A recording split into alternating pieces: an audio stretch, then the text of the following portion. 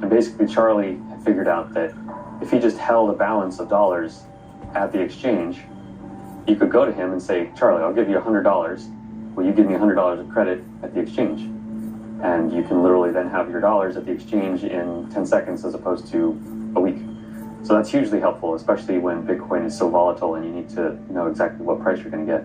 Charlie was raising capital right as sort of I joined. During that process, he came across lots of interested investors who were starting to get a whiff that maybe this Bitcoin thing was cool.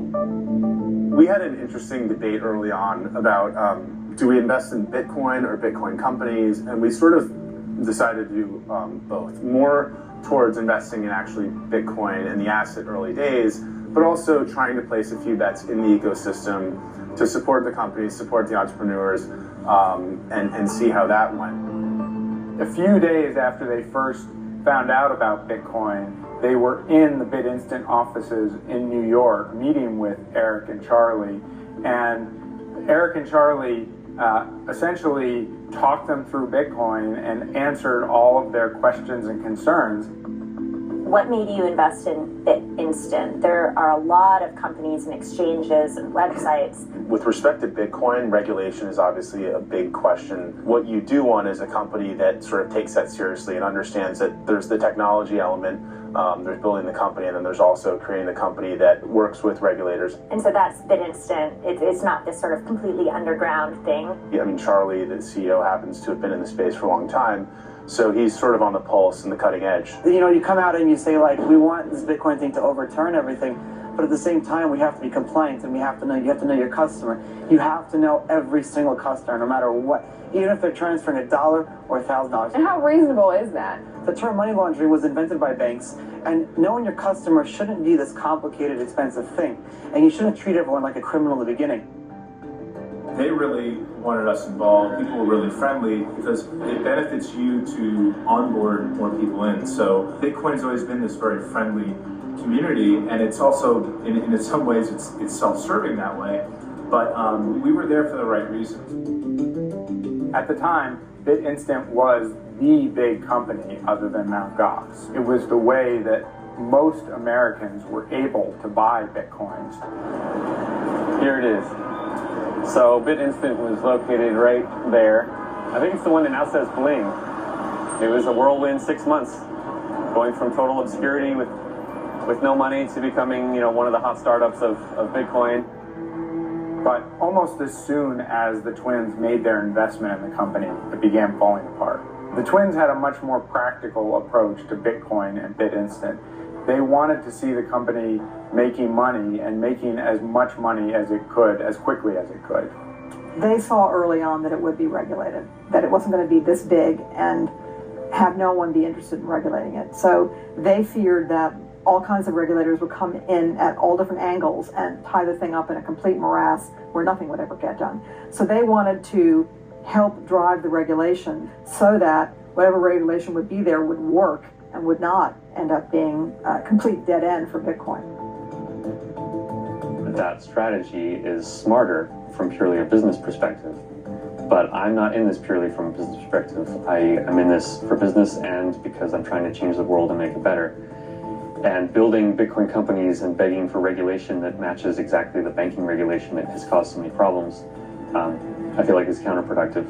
For the most part, BitInstant was actually taking steps to make sure that people weren't using the service for illegal purposes. But Charlie made the mistake in dealing with BTC King of acknowledging that he knew what BTC King was doing and that he was acquiring Bitcoins to sell them to Silk Road customers. In this case, Charlie worked with the guy and wrote emails that essentially acknowledged he knew what this guy was up to.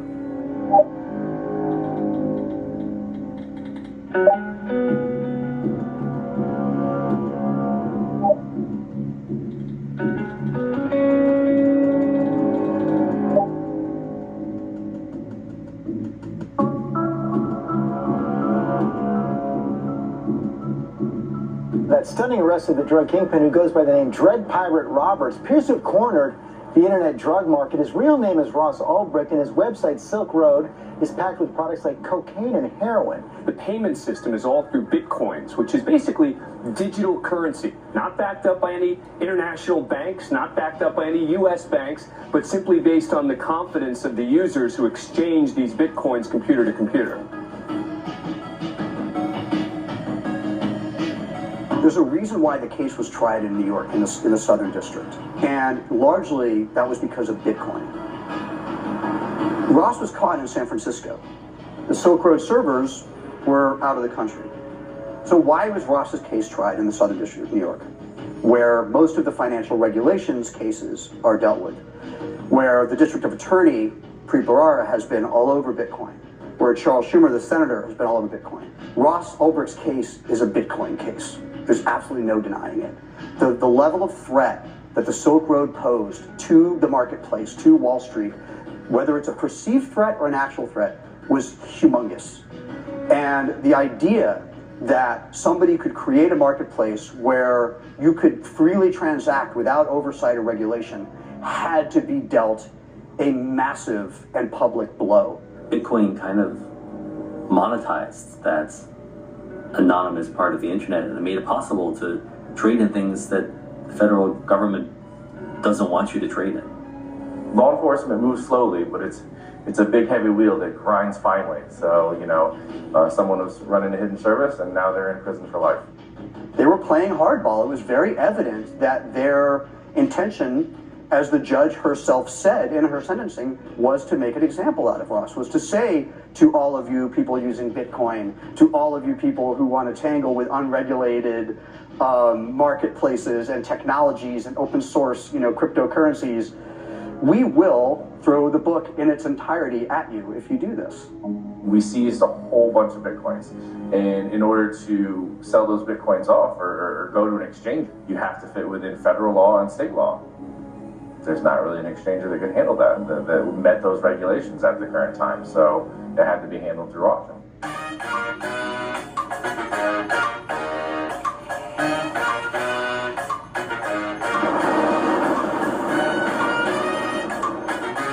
You know anything about Bitcoins? There's an article in the Wall Street Journal today on Bitcoins. Really? Right here, if you want to read it. It is. Digital currency, do you see that? Wow. Oh! Digital currencies will disrupt global finance, transform the way we pay for things, and just maybe make the world a fairer place. From what I read on the computer, they have had some problems. It does say here it's a haven for drug dealers. Yeah. Wow. The reason is because you can't track it. Well, I think I don't like this idea at all.